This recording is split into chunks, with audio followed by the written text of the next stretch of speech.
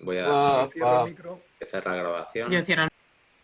Y no, pues festejamos tener a Fernando Porras hoy compartiendo con nosotros un rato. Es arquitecto y urbanista, es autor de proyectos de gran escala. Su último y seguramente más llamativo proyecto, del que no sé si nos hablará también, es de Madrid-Río, que es la última iniciativa de crecimiento de Madrid hacia el norte. Ha trabajado también en la remodelación de la Plaza de España y en el entorno del Santiago Bernabéu, o sea que tiene experiencia en grandes espacios públicos muy representativos. Es originario de Isla, aunque nació accidentalmente en Madrid, un descuido lo tiene cualquiera. Trabaja en su estudio asociado a Arantxa Lacasta desde 1985. Ha sido además director de las revistas Arquitectura y BAU y es coautor de, entre otros, del diccionario Metápolis de Arquitectura Avanzada y del libro Paisajes en la Ciudad. Ha tenido premios por su obra construida, como el FAD de Arquitectura, el FAD de la Ciudad y Paisaje, el Verónica Rich Green de la Universidad de Harvard, el Hispania Nostra o el de la Bienal Española de Arquitectura, Arquitectura y Urbanismo, que está tan ligado a Cantabria desde su inicio. Y actualmente es profesor de proyectos de la Escuela de Arquitectura de Toledo, o sea que aparte de la vida profesional está también ligado a la academia. Y nada, os dejo a todos y esperamos disfrutar mucho. Muchas gracias, Fernando. Muy bien. Yo voy a dedicar este tiempo a tratar de explicar, porque me ha pedido Domingo, el título de la conferencia. Y bueno, a ver si lo consigo. A lo mejor no cuento más que eso, pero bueno, vamos a ver si lo consigo.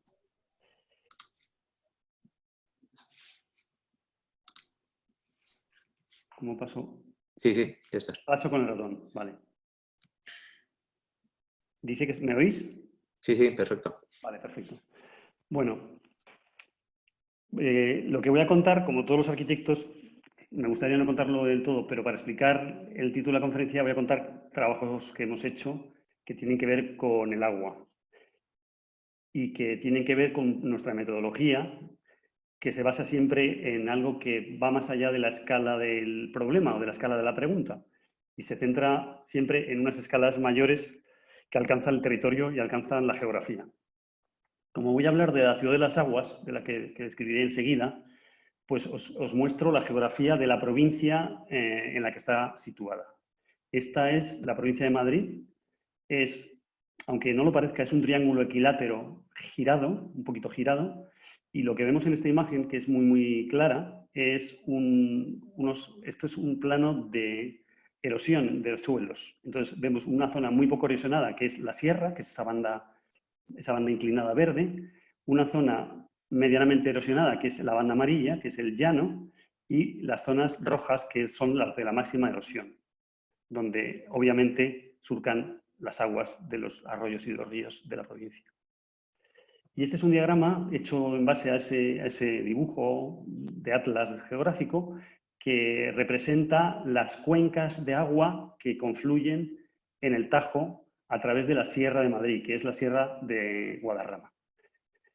Que a su vez la Sierra de Guadarrama tiene dos puntos de contacto con el mundo.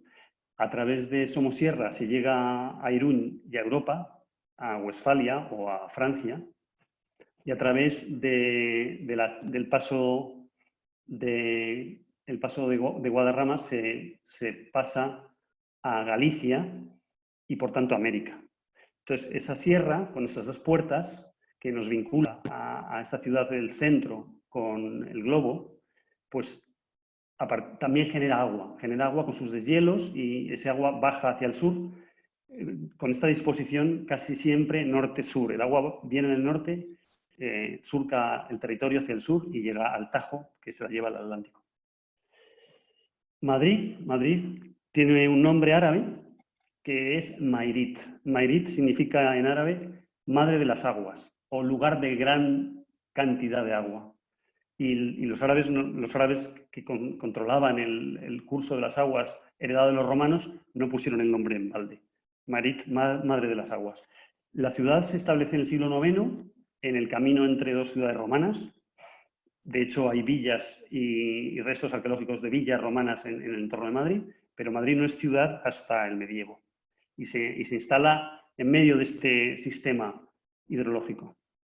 Se instala en un promontorio, ahí vemos las curvas de nivel que lo indican claramente, y allí se instala a través de un primer asentamiento de defensa del territorio. Está a 60 metros por encima del curso del río Manzanares, en ese alto donde los árabes dominaban la llegada de posibles enemigos y donde construyeron una fortaleza. Este es el primer dibujo que se conoce de la ciudad de Madrid. Es un dibujo de Anton van Wingaerde, es un especialista en paisajes urbanos del siglo XVI y por encargo de Felipe II nos retrata la ciudad de Madrid. ¿Qué vemos aquí? Vemos, no sé si se ve el ratón, ¿se ve el ratón? Sí, bueno, sí se ve, Fernando. Gracias. Vemos el Palacio Árabe convertido en alcázar por Carlos I y Felipe II. Vemos una muralla que cerraba la villa. Vemos esta diferencia de altitud, que son 60 metros entre el promontorio y el río.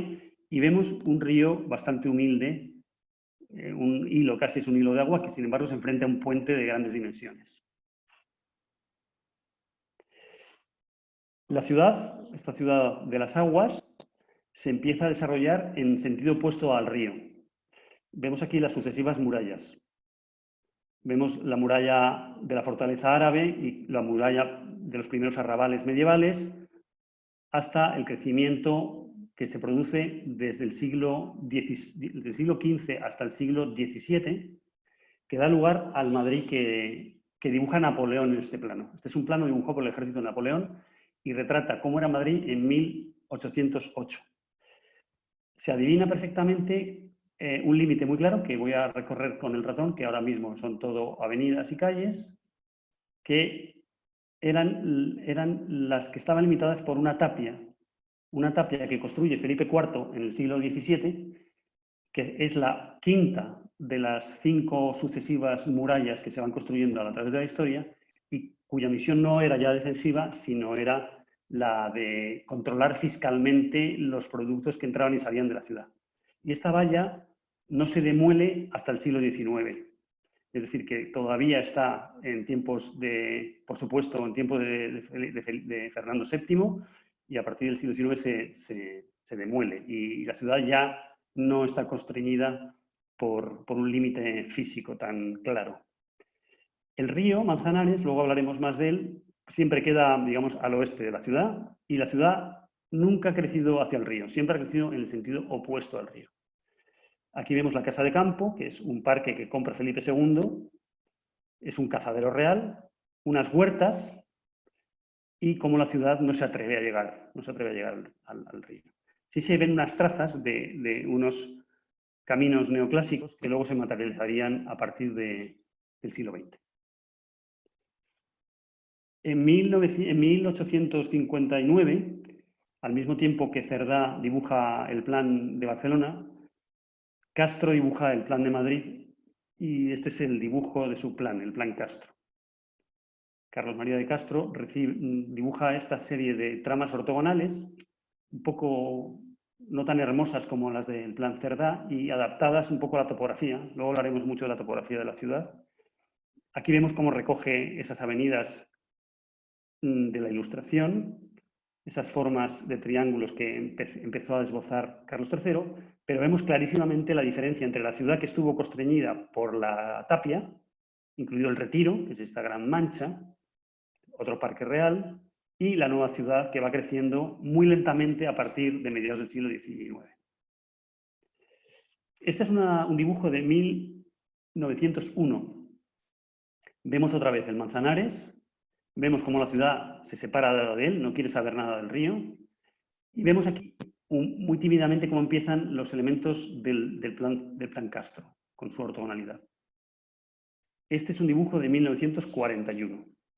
Vemos que la ciudad ya se ha atrevido a saltar al otro lado del río, hay como diferentes manchas que lo superan, y ya todo el plan Castro, no exactamente como lo dibujó, pues prácticamente todo se ha cerrado, sobre todo en el norte de la ciudad. Esta foto es del mismo año del plano, del primer plano que he enseñado, de 1901. Es una foto del río Manzanares que nos habla de las condiciones de este agua. Es un río nada amable, es un río del arrabal. Quien se mete en ese río son rapaces, digamos, que se han escapado de sus casas, que a lo mejor ya viven por su cuenta. Hay aquí un individuo con sombrero metido en el agua, sin duda es alguien muy humilde, y el río es un lugar muy inseguro, con los bordes deslavazados. Es un lugar al que no queremos acercarnos. Huele muy mal, aunque allí se lavan todas las ropas de la ciudad. Cuando crece el río, cuando se deshiela la nieve de una manera muy copiosa, el río se inunda y genera muertos. Y eso ha sucedido durante toda la historia del río hasta 1920. Por eso la ciudad se alejaba del río, porque es un régimen de río Mediterráneo que me voy a quitar de la imagen, que en primavera puede ser súper caudaloso, en verano estar prácticamente seco, y que es extraordinariamente amenazante para quien no sabe que puede crecer de una manera rapidísima. En 1920 se decide proteger a la ciudad del río y se hace este canal. Este canal lo vemos construido con unos taludes de tierra, con unas fajas de hormigón en pobre y ya con un trazado constante. Ya ha dejado de tener una forma natural y es un trazado de 40 metros constante desde que entra hasta que sale de la ciudad. Esta foto es muy ilustrativa. ¿Cómo se canaliza posteriormente el río? Porque la guerra civil vuelve a destruirlo, vuelve a destruir los bordes y se canaliza de nuevo en los años 50, entre el año 49 y el año 58. Y se canaliza recuperando una tradición escurialense, inspirándose en los elementos herrerianos que formaban parte de una tradición que se querría recuperar como tradición arquitectónica española, y el río se construye de una manera muy bien ejecutada, con granito, con hormigón y con este lenguaje herreriano que podemos claramente ver aquí. Esto es el paso al lado del puente de Segovia, que veremos luego. Es decir, el río, desde el siglo IX hasta el siglo XX, ha sido algo amenazante, ha sido algo que nadie usaba, cuyos bordes estaban olvidados, y en el del año 20 al año 50 se va poco a poco consolidando como un canal protegido, un canal con diques, con presas incluso, ya hablaremos luego de ellas, de manera que ese espacio, que de alguna manera está vacante, sirve en el año 1975 para generar una autopista, que es la famosa M30. Y este es el día en que se inaugura la M30, donde está el alcalde, el ministro de Fomento, el ministro de Vivienda. Es un día celebrado por todos, donde parece que ha llegado el progreso a la ciudad. Madrid se ensancha el cinturón. Ya podemos llegar en coche hasta nuestra puerta. Claro, lo que sucede es que ese gran cinturón ahora sí que oculta totalmente el río. Se convierte en una infraestructura que dramáticamente rompe los puentes que antes tenía el río, como este, y que oculta esta infraestructura, la oculta completamente al ciudadano, al peatón. Entonces ahora pasa a ser una infraestructura de desagüe, a la que no te puedes acercar, flanqueada por 200.000 coches al día que van a 100 kilómetros por hora. El río no se puede tocar, casi no se puede ver. En el año 2003, el alcalde de Madrid, que se llamaba y se llama todavía Alberto Ruiz Gallardón, que tenía muchísima experiencia en hacer túneles de metro porque había sido presidente de la Comunidad de Madrid y tenía unos equipos de ingenieros y unas constructoras muy conocidas para hacer grandes obras de infraestructuras subterráneas, puso a trabajar a sus ingenieros a pensar qué podrían ofrecer a los ciudadanos en su nueva etapa como alcalde, que ganó por mayoría absoluta. Y después de muchos estudios se concluyó que lo mejor era soterrar el tramo de la M30 más o menos unos 10 kilómetros en el tramo en el que Manzanares estaba flanqueado por la autopista. Tenemos aquí unos 6 kilómetros y aquí en este otro tramo otros 3 kilómetros, que es un túnel que llega a la carretera de Valencia. Este es el primer trazado de todo lo que se iba a enterrar.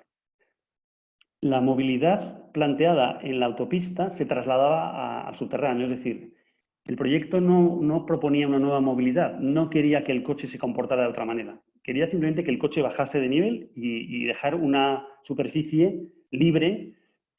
Surgía la paradoja de que todo ese tiempo que los coches habían ocupado las calles realmente habían estado preservando los bordes, porque ya era muy barato, no había expropiaciones, había una carretera. La carretera dejó de ser autopista para ser calle en una operación política de consenso entre Álvarez Cascos y el alcalde. Eso fue clave para superar todos los temas medioambientales y se generó pues, este espacio. Una herida de 8 kilómetros atravesada por las aguas de ese río desaparecido. Haceros una idea de que la superficie de esta herida es equivalente a la del Retiro, que veíamos que era tan importante en el plano de Napoleón. Este es el día más feliz de la vida de Alberto Ruiz Gallardón, en el que inaugura esos túneles. Y estas son las obras de los túneles que durante 3 años pues, compusieron una danza infernal de máquinas, obreros y coches, porque el tráfico siguió pasando por aquí todos los días. Una vez que se habían empezado los túneles y ya estaban muy avanzados, alguien pensó que había un problema porque no sabían qué hacer con esa herida de la ciudad. Y pues acertando, pienso yo, y sobre todo egoístamente, pues convocaron un concurso de arquitectura internacional. Y nosotros lo ganamos en 2 fases. La segunda fase ya era con arquitectos que estaban seleccionados, pues como por ejemplo Kazuyo Sejima, o Dominique Perrol, o Herzog de Merón, o Peter Eisman. Bueno, ganamos el concurso básicamente porque conocíamos mejor la ciudad, yo creo. Y lo que planteamos no era tanto un proyecto del trocito de ciudad que tocaba el río, sino un proyecto del río en completo. Por eso nuestro plano es un plano de los 70 kilómetros del río, que es este plano que analiza todas las circunstancias geográficas, como he empezado hablando de lo que pasa en esos 70 kilómetros. Y lo que realmente surge aquí, digamos que es esto, esta es la zona del río donde atraviesa la ciudad. Mirad que simplemente ni una décima parte del total. Bueno, para nosotros era importante conocer todo el curso del río y esto muestra un poco lo que puede ser una excursión de ese curso de 70 kilómetros. En las montañas tenemos 2.500 metros de altitud, nieve hasta entrado mayo. En el curso medio es un magnífico parque natural donde el granito tiene una presencia extraordinaria como sustrato del río. Cuando nos acercamos a la ciudad ya empieza a acompañarse de infraestructuras que son la puerta del río a la ciudad, infraestructuras para el automóvil. Ningún peatón tiene en la cabeza la posibilidad de salir. Tenía, porque ahora ya es otra forma, otra cosa. Es decir, que el río ahora mismo, cuando nosotros empezamos a trabajar, suponía un tapón de conexión entre los valiosos territorios naturales del norte y del sur que se vedaba completamente a los ciudadanos. Alguna musiquilla, no sé qué es. Bueno, nosotros en nuestro proyecto queríamos superar eso y convertir al río en lo contrario, en una puerta de conexión, en un eslabón de conexión con el territorio. Y en ese sentido generar una nueva centralidad que equilibrase la ciudad de Madrid. La ciudad de Madrid está muy desequilibrada porque hay unos barrios con mucha renta per cápita en el norte y muy baja en el sur. Era necesario bajar, centralizar hacia el sur el centro. Pero lo más importante para nosotros, pensando en esa dimensión geográfica, era generar una red verde, descubriendo no solamente la capacidad del río, sino la capacidad de los 30 arroyos que en la ciudad vierten a él. Ahora mismo hay 30 arroyos que en la margen derecha e izquierda del río están dando agua al río, agua natural, y que están ocultos bajo la piel de la ciudad. Ya lo veremos más adelante. Planteamos 150 intervenciones de ciudad más 5 intervenciones paisajísticas, voy a ir muy rápido, y esto se convirtió en el proyecto Madrid Río. Para nosotros el proyecto Madrid Río era hacer un parque, suturar una herida, pero fundamentalmente era generar una nueva red y desvelar estructuras profundas de la hidrología de nuestra geografía.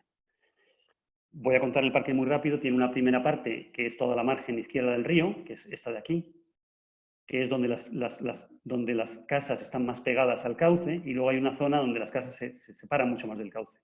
Pues la margen izquierda, lo que generamos es un paseo con 12.000 pinos, porque el pino es un árbol que crece sobre una roca y por lo tanto puede crecer sobre un túnel.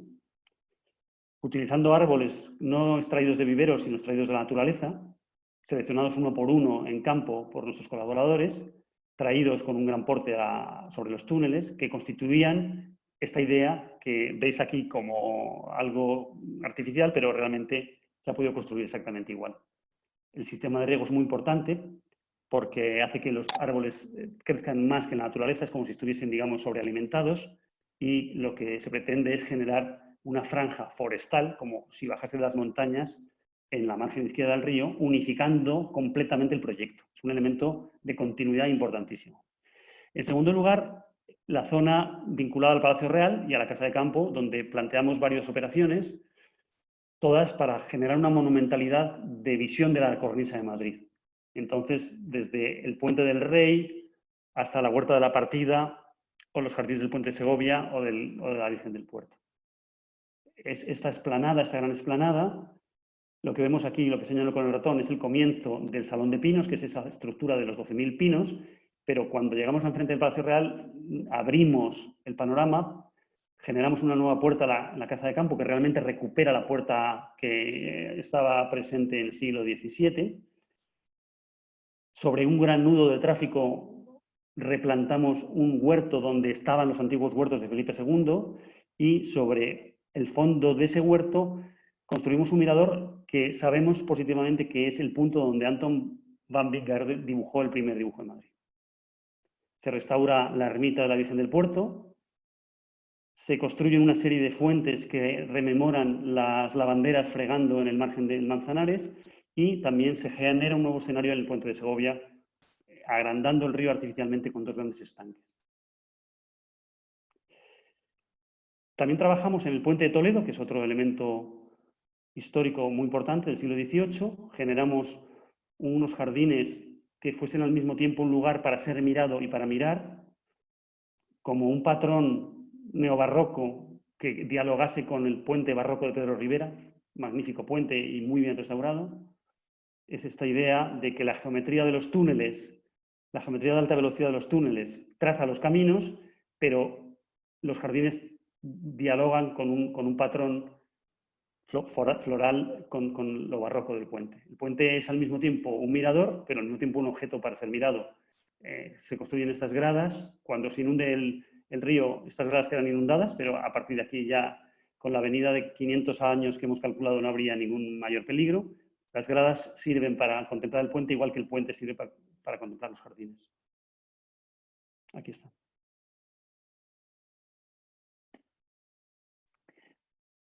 En siguiente lugar, construimos el mayor parque de toda la intervención, que es el Parque de la Arganzuela. El Parque de la Arganzuela es un parque que mide unas 50 hectáreas y que se basa y sobre todo recupera la idea de que el río o el cauce del río no es solamente el agua que lleva, porque puede incluso no llevar nada de agua en verano. Es esa especie de banda húmeda, más o menos húmeda, que conforman las diferentes corrientes y que siempre varía, siempre sorprende, como sorprendía el Manzanares.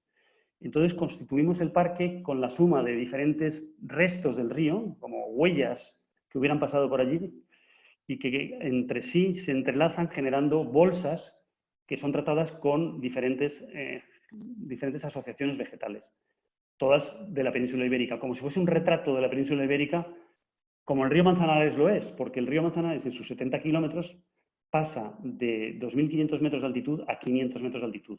Y es casi una especie de resumen, tiene casi todos los biotopos que podría tener, simplificando, la península ibérica. Esto vuelve a reducirse aquí, es como un fractal de esa idea, y con el agua que entendida como ojos, no como cauces, y las actividades que se generan en el parque, se construye este gran parque.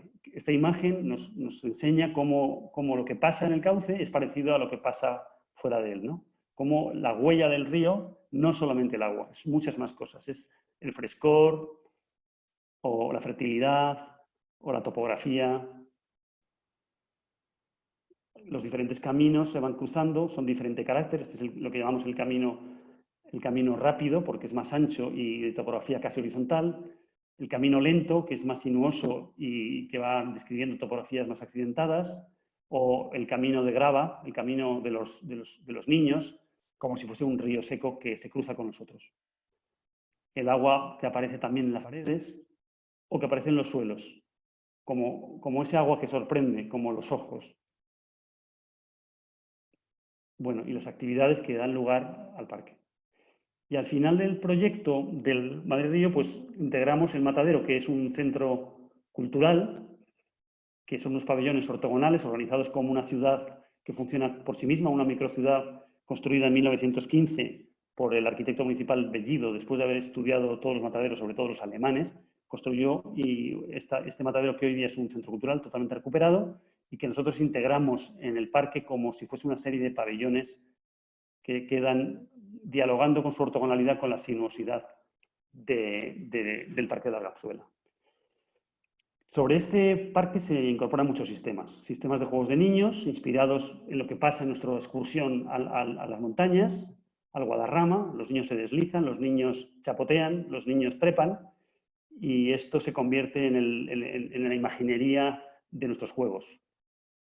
Láminas de agua, montañas por las que nos deslizamos o bosques por los que trepamos. Tuvimos 2 años diseñando esta serie de juegos de niños, que son 12 diferentes áreas con unos especialistas alemanes. O los puentes y pasarelas con sus diferentes tipologías. Pues en primer lugar, recuperar las presas.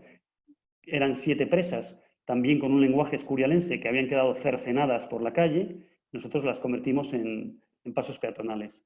O algún puente viario que fue soporte de 100.000 vehículos, hoy día es soporte de ciclistas y árboles. Puentes muy funcionales que tratan de sustituir a puentes antiguos. En este caso es un puente con una línea de alta tensión y un soporte que, con un puente de fibra de carbono, sin mayor expresividad que su propia construcción, pues introducen en esa caja la línea de alta tensión, la hace desaparecer y hace desaparecer el soporte central. O puentes más singulares, como este que une 3 calles, o estos puentes de hormigón, que son pabellones que se enfrentan a los pabellones del matadero. Aquí vemos imágenes del antes y del después, que son muy ilustrativas, para terminar de hablar un poco de este proyecto. El puente de Segovia, este se llama el puente oblicuo, digamos así, el puente de Segovia, los jardines del puente de Segovia, las presas, convertidas en pasarelas, la avenida de Portugal, convertida en bulevar, el nudo del Puente del Rey, convertido en un puente peatonal. Todo este nudo es el que está debajo de la huerta hoy día. Y pasamos a más proyectos que tienen que ver con el agua, y no mucho más para no aburriros. Este autobús nos cuenta el proyecto de la Plaza de España en un concurso que se celebró el año 2017 y que también tuvimos la suerte de ganar. Fue el primer proyecto promovido por Manuela Carmena de Gran Escala, el único que ha promovido, y le dio muchísima importancia a la votación popular. El proyecto fue elegido por los ciudadanos de Madrid. El sistema de votación tuvo 3 fases. Una primera fase en que se entregaban los proyectos de manera abierta, internacionales. Hubo 100 proyectos de todos los países del mundo, la mayoría de Madrid. Y esos fueron votados telemáticamente, o digitalmente, mejor dicho, por todos los madrileños, y se clasificaron por votos los proyectos. Con esos votos, y sin tenerlos muy en cuenta, se reunió un jurado y seleccionó los proyectos que mejor le parecían como jurado experto, un jurado de arquitectos e ingenieros. Y casualmente, en esa elección se eligieron 5 proyectos, de los cuales uno de ellos era el más votado por la gente, y otro de ellos era el tercero, que era el nuestro. Había un proyecto que se llamaba Pradera Urbana, que fue elegido por el jurado especialista, y un proyecto que se llamaba Welcome Mother Nature, que era el nuestro, que era el número 3 en número de votos. El jurado eligió 5 proyectos, esos 5 proyectos se nos dio más tiempo para desarrollarlos, en total anonimato, y el jurado eligió 2. Quedó fuera el de la Pradera Urbana, que era el más votado, y eligieron 2, y entre esos 2 votó toda la ciudadanía de Madrid. Votaron más de 200.000 personas, que me parece una barbaridad. Bueno, nosotros, cuando hablaba antes de que habíamos hecho un plan especial con 150 acciones de la ciudad, una de las acciones era precisamente el de la Plaza de España, como uno de los arroyos que conectaban el centro con la ciudad. De hecho, hay un arroyo que se llama el arroyo Leganitos, que baja desde la Plaza de España al río. Nosotros, con el proyecto de la Plaza de España, queríamos reforzar la idea de recuperar esas conexiones verdes. Vemos aquí un dibujo que muestra Madrid Río ya terminado, el Campo del Moro, que es un parque acotado, un parque perteneciente a Patrimonio Nacional, el arroyo Leganitos y la Plaza de España. Bueno, esto es lo que nosotros queríamos llevar a cabo en nuestro proyecto. Es generar esta especie de cabeza de puente o este pulpo, cuyos tentáculos son arroyos antiguos que conectaban la casa de campo y el río con el centro de la ciudad. Tuvimos la suerte de que nos votaron los ciudadanos y ganamos el concurso, con lo cual podíamos completar un poco el trabajo que habíamos realizado en los 5 años anteriores. Esta es la Plaza de España actualmente. Actualmente no, porque ahora está en obras, ya está todo esto está completamente levantado, pero la voy a explicar muy brevemente. La Plaza de España tenía un paso elevado que era uno de los ejes más importantes este-oeste de la ciudad. Un paso transversal que venía de la M30 y era la salida de ese túnel que hemos visto al centro de la ciudad. Conectaba con la Gran Vía, que es esta calle, o con la calle Princesa, que conecta con Moncloa, yo creo que todo es muy conocido, y convertía a la Plaza de España en un nodo de tráfico. Por aquí a un nivel y por aquí a otro nivel. Por aquí hay otro túnel, hoy día, que comunica con este paso inferior, y hoy día era, ya no es, ahora está todo, ahora no hay tráfico porque estamos haciendo todas las obras. Ahora era un nudo de tráfico con unos 60.000 vehículos diarios pasando por todas las calles de aquí. Nuestro proyecto plantea un paso inferior desde este punto hasta este punto, de manera que, como en Madrid Río, se genera un espacio continuo verde para un peatón, para un minusválido, para un niño, para un anciano, con pendientes siempre menores del 3%, y una especie de desarrollo vegetal que cuando llega a la Gran Vía se convierte en una plaza cívica, del tamaño de la Plaza Mayor de Salamanca, por ejemplo. Es decir, este tentáculo une un parque que se llama el Parque del Oeste y el Parque del Templo de Debod, que es un templo egipcio traído de la presa de Asuán, los jardines del Palacio Real, el Campo del Moro y la Casa de Campo. Es decir, 1 más 1 es mucho más que 2 cuando se habla de conectar el espacio público. Y en este caso es 4 más 4, que es mucho más que 8. Bueno, nuestro planteamiento era, sobre todo, generar una continuidad peatonal y una continuidad verde, que para mí es lo mismo. Los árboles y las personas, igual que en ese puente que os enseñaba, se pueden mover, se pueden generar como líneas de continuidad absoluta. Otra de las premisas era no talar ni uno de los solos árboles que existían hasta la fecha y complementarlos con otros 1.000 ejemplares. En el caso de Madrid Río plantamos 36.000 árboles. Aquí vamos a plantar 1.000, 1.300 para ser más exactos. Y en esta zona generar una plaza cívica vinculada a este carácter de la Gran Vía que es como la Broadway de Madrid. Voy a enseñar ahora unas imágenes del antes y el después, pero como todavía estamos en obras, pues el después está hecho virtualmente.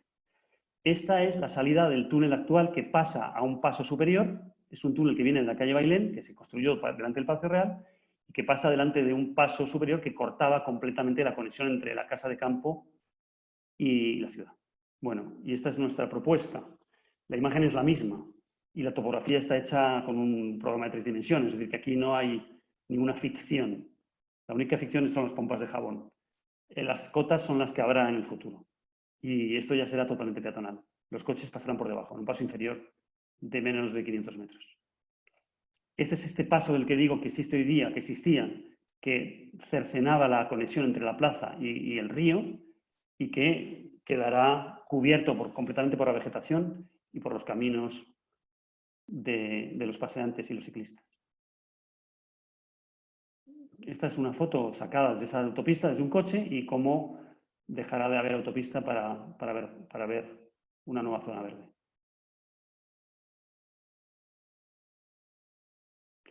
Esta es la plaza cívica, que se construye sobre un aparcamiento subterráneo y que se convierte en un lugar de actividades. Digamos que este es un plano del proyecto de ejecución donde contemplamos el círculo de la plaza conectada con la Gran Vía y la calle Princesa, los diferentes elementos vegetales que van ordenándose desde el Palacio Real hasta el Templo de Devoz, llegando a la Plaza de España y abrazando el Monumento al Quijote. En cada una de estas cápsulas verdes habrá actividades determinadas formales. Formales quiero decir que responden a elementos que vamos a construir, como toboganes, columpios, juegos para mayores, y sin embargo la plaza está equipada con una serie de arquetas bajo rasante, donde se pueden conectar todo tipo de, vamos a decir, se podría montar un escenario, se podría montar una feria, podrían los vecinos organizar una asamblea. Es una plaza indefinida, donde podría pasar de todo, y está equipada para ello. Este es el plano bajo rasante. Vemos que debajo de la plaza hay un aparcamiento que arreglamos. Vemos cómo conectamos con el Senado de España y cómo hacemos que bajo rasante los coches lleguen a un cruce, que es un cruce actual, es decir, que esto no tiene techo, esto no tiene techo y esto tendrá techo hasta aquí. Aquí hay un techo que ya existe, que es el que servía a los coches ahora para pasar, y esto todo tiene bajo rasante para salir a la calle de Ferraz y para liberar completamente el espacio público. Sabemos que Madrid tiene su origen en la instalación de una fortaleza árabe. Sabemos que los árabes conocían perfectamente el manejo de las aguas. Lo habían aprendido de los romanos y lo hicieron de manera magistral en sus palacios, en sus ciudades. Encontraron una cosa en Madrid y era la relación de la topografía con la montaña y cómo la topografía de la ciudad, que cae desde el norte hacia el sur, contribuye al movimiento del agua. Y que cuando hacían una pequeña prospección en el norte, la podían conducir hacia el sur con los viajes de agua, maravilloso término, que son unas conducciones que por gravedad funcionan para proveer de agua a los barrios. Madrid hasta el siglo XIX se alimentaba de fuentes que cogían el agua de la sierra a través de los viajes de agua. Cuando empieza a aumentar la población, los viajes de agua empiezan a contaminarse y a mediados del siglo XIX se sustituyen por unas canalizaciones conectadas con la montaña, maravillosas, con unas obras de ingeniería extraordinarias que constituyen el llamado Canal de Isabel II. Pero el principio es el mismo. El agua viene de la montaña y el agua surca a la ciudad. Hoy tenemos un agua de extraordinaria calidad. Es el agua que tenemos debajo del suelo. Pues bien, no solo eso. Madrid está configurada por el agua. Aquí vemos la ciudad. Vemos este eje que reconocemos como el Paseo de la Castellana. Este otro eje que es el río Manzanares. Y este otro eje es la M30. Y luego hay una serie de ejes que vemos que van apareciendo transversales a todos estos. Este dibujo está calcado de otro que mostraré más a continuación. Es el dibujo de los tres principales cursos de agua que atraviesan la ciudad y que verdaderamente le dan forma. Es decir, la ciudad tiene forma de Y con una vértebra central, con una columna central, porque el agua la hizo así. Y además, este punto conecta con Irún y con Francia y con Aquisgrán, y este conecta con Galicia y con América. Es decir, que el agua también conecta Madrid con el mundo, cuando Madrid era el centro del mundo, cuando Madrid era el centro del imperio, cuando Felipe II decidió que dejara de ser un pueblo y se convirtiera en la capital del reino. Capital que era equidistante a todos los puntos de la península. Capital que, por ser nueva, se liberaba de las relaciones más o menos complicadas con la Iglesia y con los nobles. Ya no estaba en lugares con grandes arzobispos ni en lugares con cortes nobiliarias. Ciudad que estaba construida con el agua. Este dibujo está hecho por Pedro Vidagor, que es el redactor del Plan General de Madrid de 1941. Es un dibujo de urbanismo, es un dibujo que está en la memoria de su plan. Madrid ya existía aquí, Madrid ya tenía muchísimas edificaciones y él despeja completamente el tejido urbano y dibuja los arroyos que hay debajo. De estos arroyos, la Castellana está entubada y el arroyo Abroñigal es la M30 entubado. Y el río Manzanares está canalizado de una manera muy artificial. Pero este sustrato es importantísimo. Este sustrato ha dado forma a la ciudad y da forma al crecimiento de la ciudad. Y es el que en nuestros proyectos, porque ahora estamos trabajando en la Castellana, estamos trabajando en otro arroyo que cruza y que está conectado con el Estadio Bernabéu, es lo que nos da a nosotros pie para trabajar. O sea que Madrid es la ciudad de las aguas. Y ya he explicado por qué el título de la conferencia es este. Ya no puedo decir más. La conferencia la diremos otro día. Gracias.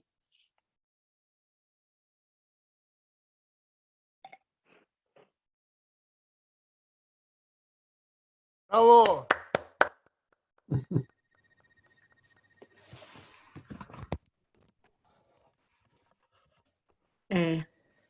Hola, Clemente, hola. Hola. Ya he visto quién era el de la península de la Magdalena.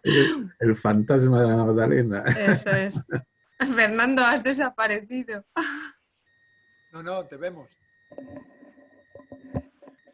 Espera, que está. Muchísimas gracias, Fernando, por tu estupenda intervención y tu estupenda conferencia. No sé si me oís. Habla más alto o sube el volumen o acerca. Se te oye poquito. Se me oye poquito. No sé si, bueno, vale. Ahora mejor. Ahora mejor. De acuerdo. Muchísimas gracias, Fernando. Tomo el relevo de Moisés, soy Román. Y bueno, agradecerte esta espléndida intervención. Y en principio he dado paso a que podáis activar los micrófonos si queréis hacer alguna pregunta y aprovechar, si no ha desaparecido, porque no lo estoy viendo ahora mismo a Fernando, si queréis hacer alguna intervención, alguna pregunta o un comentario al respecto de esta estupenda charla. También podéis escribir la pregunta y la leemos y ya está. Quizás es más práctico, no lo sé.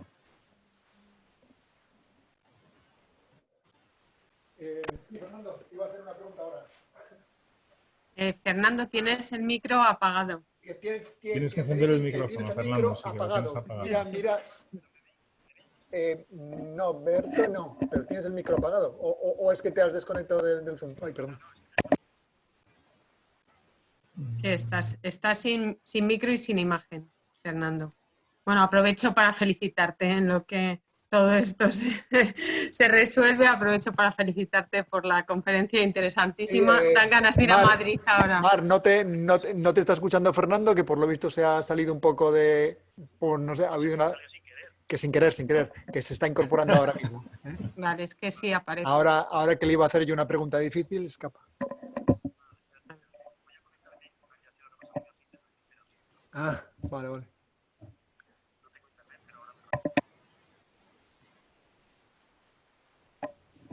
Unos segundos, que Fernando se está ahora incorporando otra vez a la reunión porque se le ha saltado el internet o no sé qué, pero se está incorporando.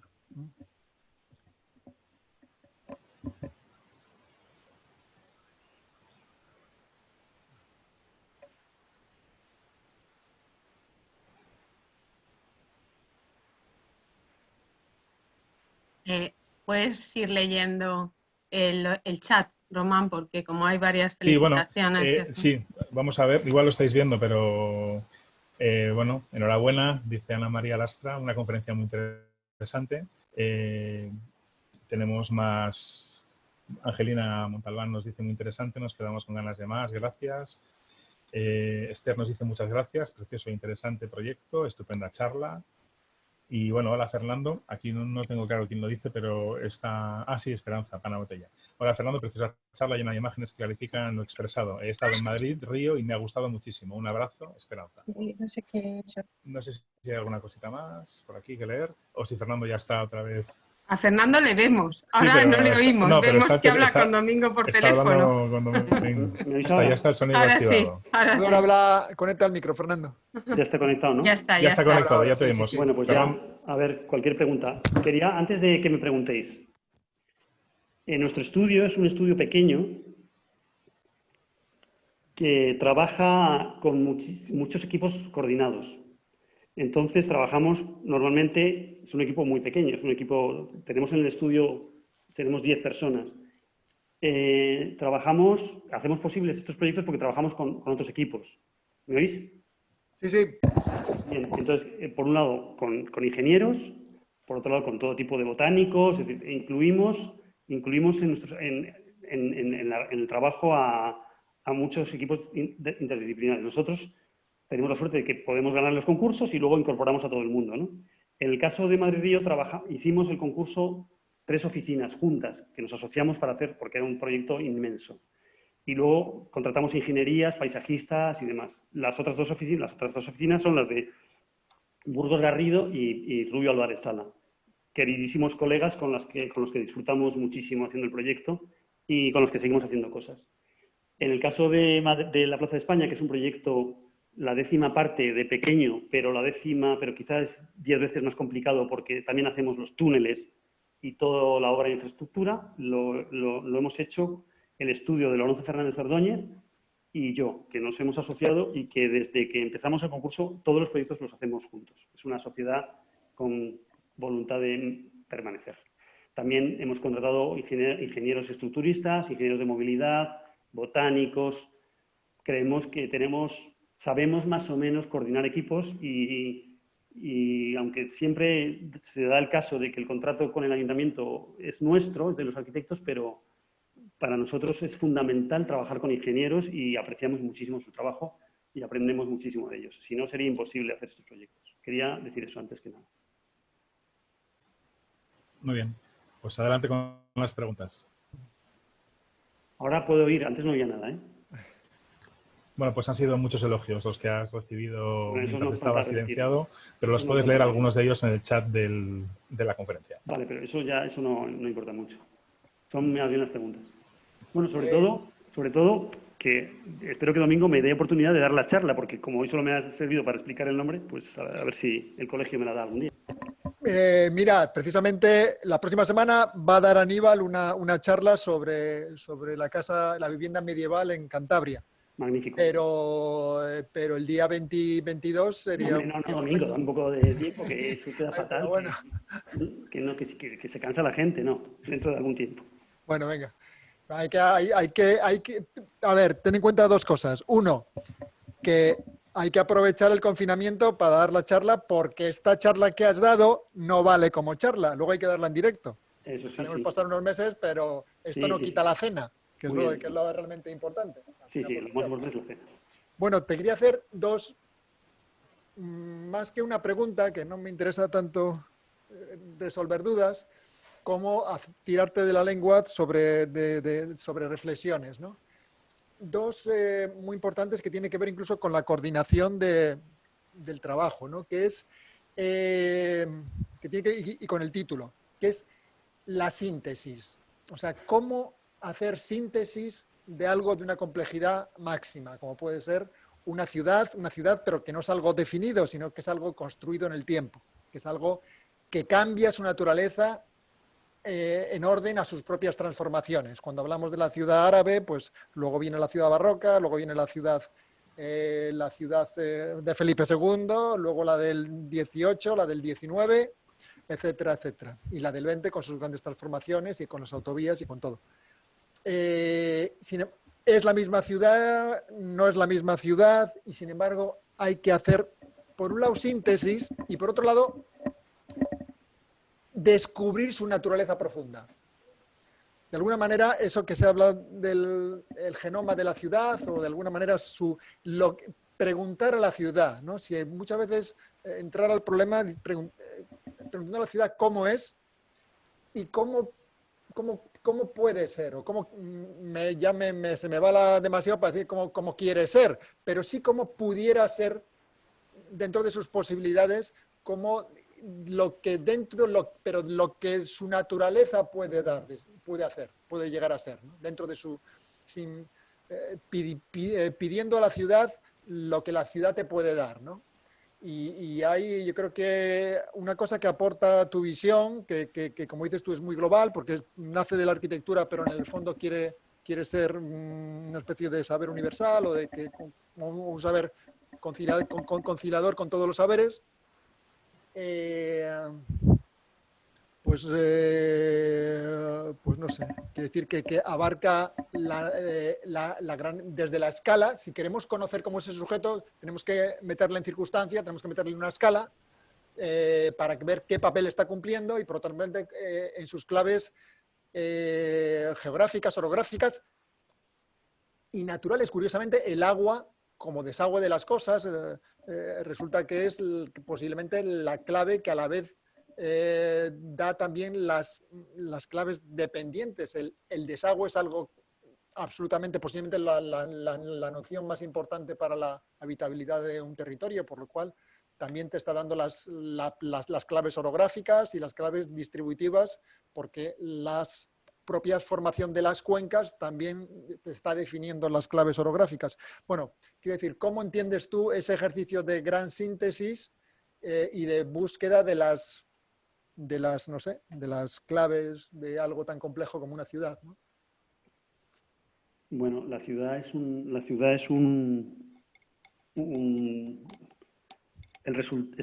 una obra colectiva, es la obra colectiva por excelencia de la inteligencia humana.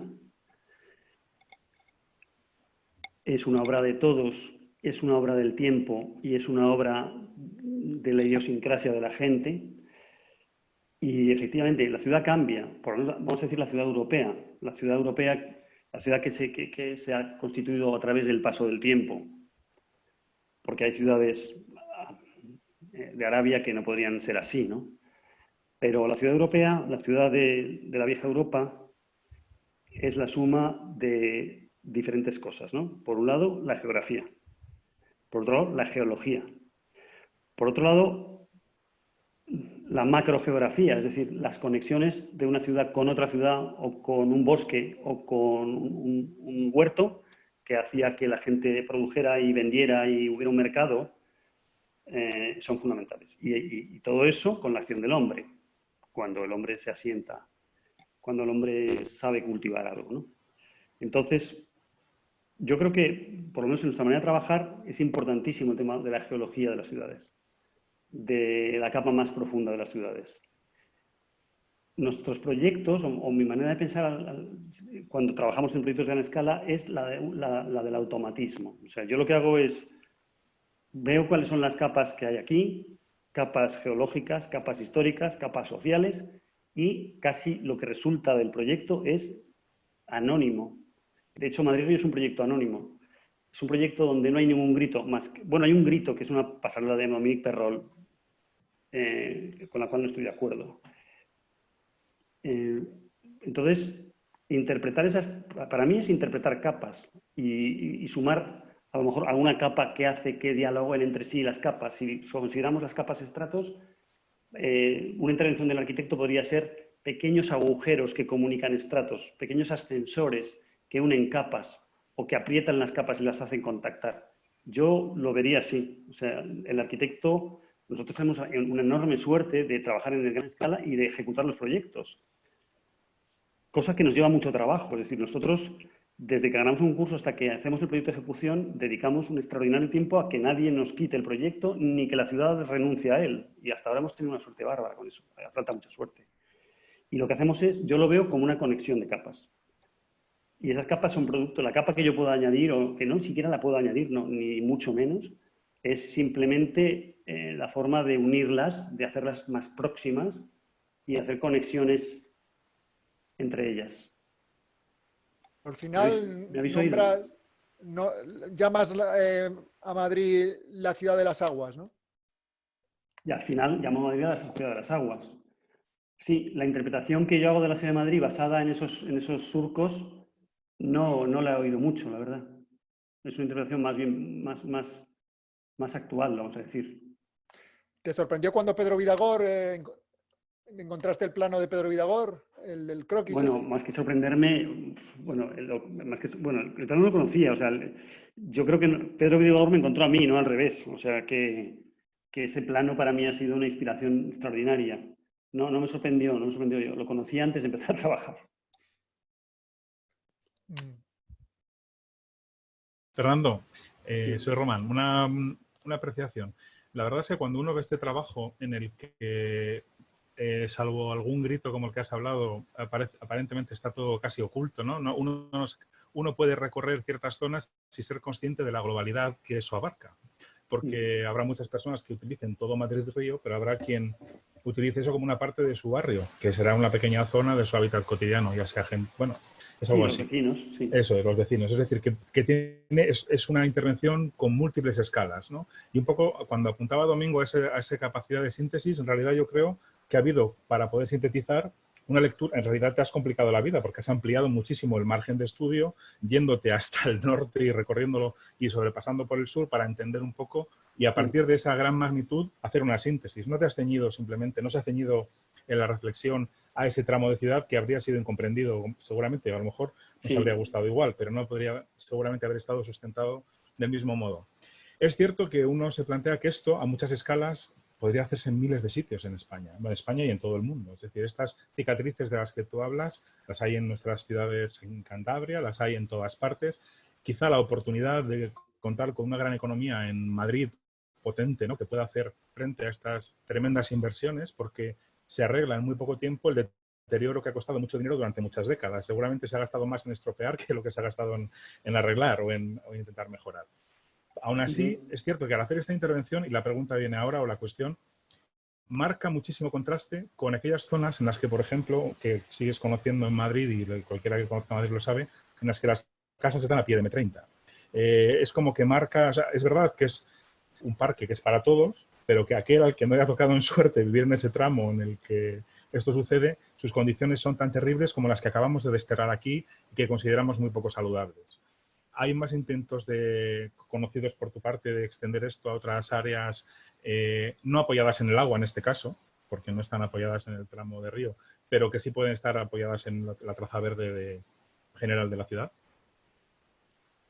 Ahora mismo nosotros planteamos al ayuntamiento ideas de vez en cuando y tal, y ahora hay una idea que es el bosque metropolitano, que está teniendo en cuenta el ayuntamiento y que lo que va a intentar es enlazar barrios. A mí los barrios de la M30, lo que dices tú de las casas de la M30, que entiendo que es el arco este de la M30, el arco que está al este de la ciudad, las casas nunca están tan cerca de la M30, ¿eh? Es verdad que hay casas, por ejemplo, las de San de Oiza, están muy cerca de la M30, lo que pasa es que no tienen nada que ver con lo próximo que estaban estas otras, ¿no? Aquí era... Bueno, o en el barrio de Batán, por ejemplo, también. Que el barrio de Batán, no, el barrio de Batán precisamente, el barrio de Batán es un concurso que sale ahora. Vale. O sea que, no, es que te has adelantado. El barrio de Batán, perdón. Sí, el barrio de Batán, que es en la continuación de la Avenida de Portugal, nosotros en su momento se lo planteamos al ayuntamiento y estoy seguro que se va a convocar un concurso en las próximas fechas.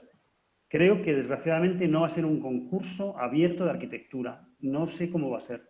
No sé qué papel van a tener las ingenierías y si los arquitectos no vamos a poder presentarnos con ideas solamente.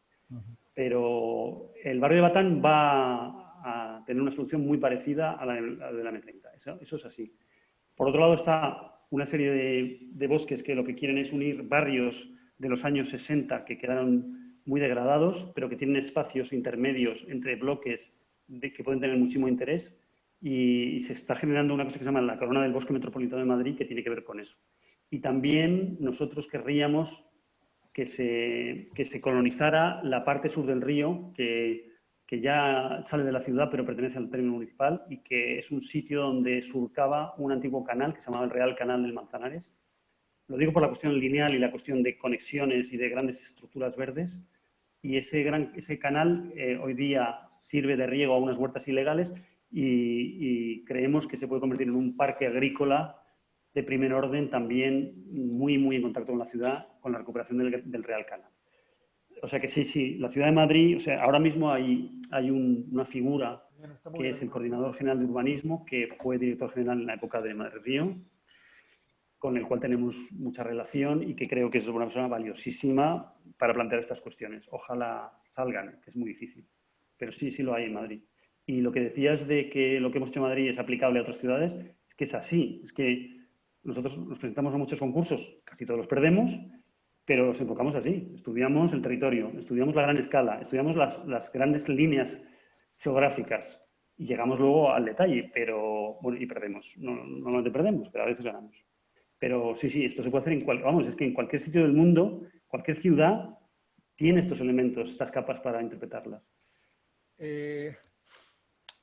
Bueno, por supuesto que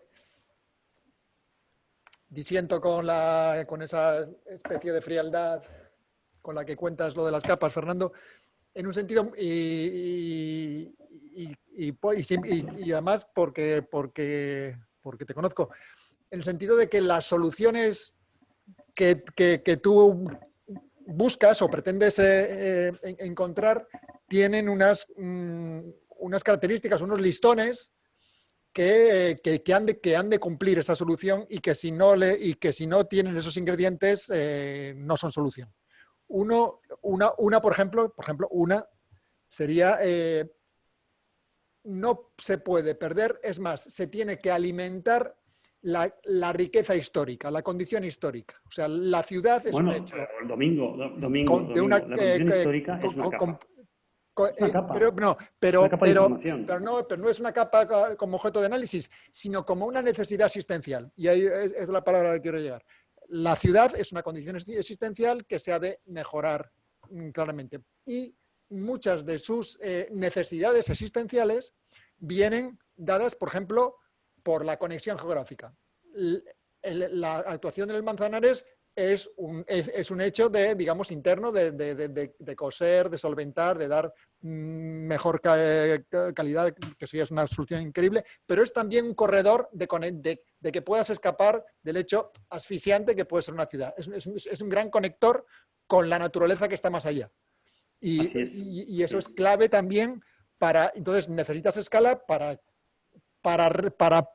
entender el problema por un lado, pero para dar salida al gran problema que es existir dentro de una ciudad. Y digo existir por las personas que tienen que... O sea, la habitabilidad de la ciudad está en juego y por lo tanto y la existencia en la ciudad. Por eso ese concepto histórico no se puede perder. Creo que en tus proyectos, hoy no lo has contado igual con la densidad que con lo que tú lo defiendes, pero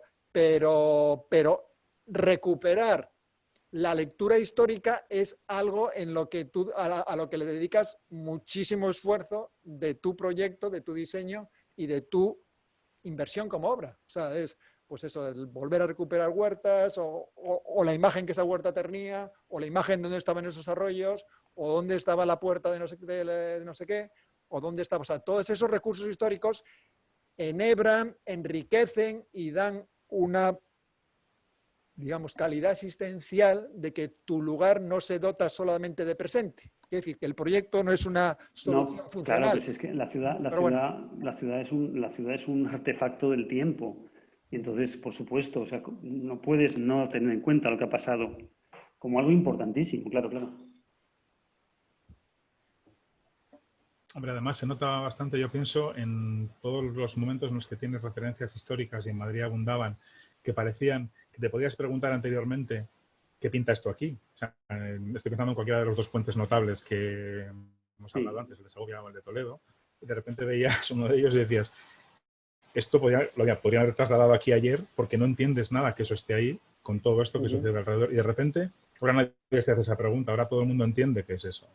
Y es como recuperar, o sea, es una intervención de patrimonio en el que el patrimonio estaba ya rehabilitado. En principio, el del puente se rehabilita a la vez, pero no ha habido una intervención en los puentes en sí, sino en esa lectura que proporciona la intervención, ¿no? Y es un poco, yo pienso, lo que estaba comentando quizá Domingo, ¿no? Esa existencia histórica y de conocimiento y de puesta en valor de realce de un patrimonio valiosísimo, por otro lado. Sí, es generar escenarios para el patrimonio a veces. O sea, a veces, por supuesto, el patrimonio estaba ahí y si mejoras el escenario, encaja mejor y se entiende mejor. Yo creo que has dicho muy claro que antes no se entendía nada y es verdad. No se entendía nada de esos puentes. Ahora yo creo que se entiende mejor, sí. No sé si tiene alguna otra intervención alguien. Por escrito no hay ninguna. Si queréis podéis activar vuestros micrófonos respectivos para hablar. Si no, pues...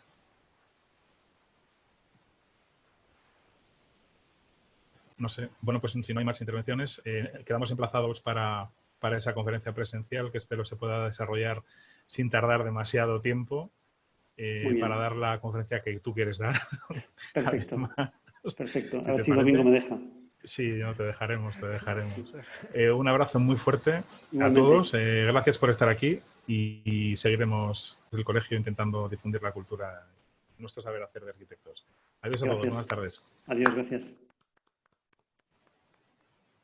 Muchas gracias, Fernando.